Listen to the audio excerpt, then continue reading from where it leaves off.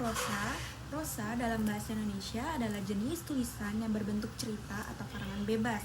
Berbeda dengan puisi, prosa tidak terikat oleh aturan seperti jumlah baris, rima, dan irama.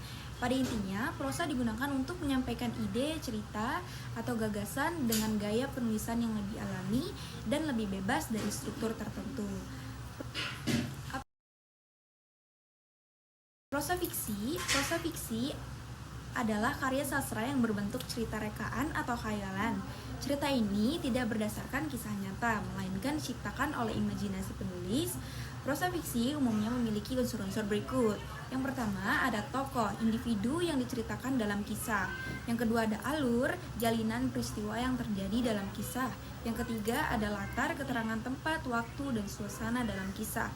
Yang keempat, ada sudut pandang, cara penulis menceritakan kisah. Dan yang terakhir ada tema, yaitu makna atau pesan yang ingin disampaikan penulis.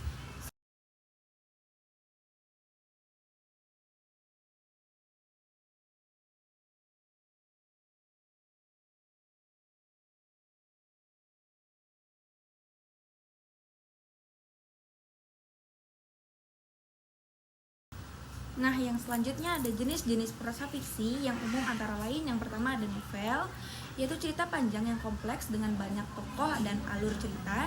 Yang kedua ada cerpen, cerita pendek dengan jumlah tokoh dan alur cerita yang lebih sedikit dibandingkan novel. Dan yang ketiga ada dongeng, cerita rakyat yang biasanya mengandung nilai-nilai moral.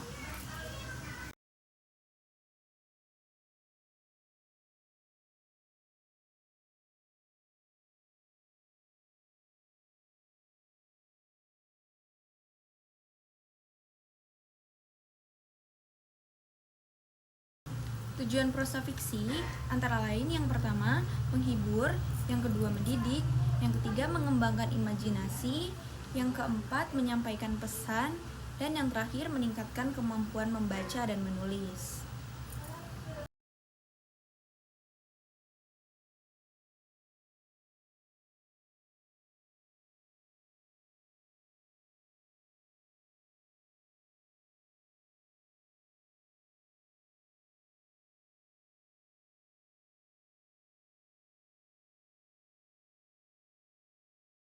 Lalu, manfaat membaca prosa fiksi antara lain meningkatkan kemampuan membaca dan menulis, yang kedua meningkatkan pengetahuan, yang ketiga meningkatkan empati, yang keempat meningkatkan kreativitas, serta yang terakhir mengurangi stres.